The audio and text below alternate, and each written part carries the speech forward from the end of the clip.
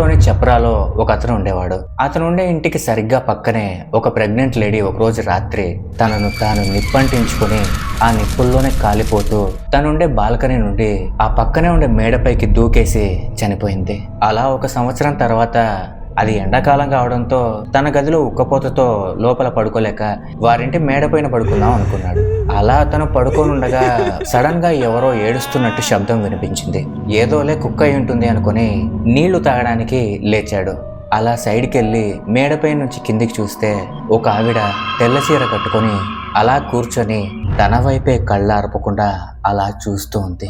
అది చూసిన తను వణికిపోయి వెంటనే పరిగెత్తుకుంటూ వాళ్ళ ఇంట్లోకి వెళ్ళిపోయి దుప్పటి మొత్తం కప్పుకొని ఆ రాత్రంతా అలా వణికిపోతూనే ఉన్నాడు. లిటరలీ పోసేసుకున్నాడు. ఇంకొక విషయం ఏంటంటే అది కూడా సమ్మర్, మే నెలే. మీలో కూడా ఎవరైనా మే నెలలో మేడపైన పడుకునే వాళ్ళు ఉంటే కొంచెం జాగ్రత్త.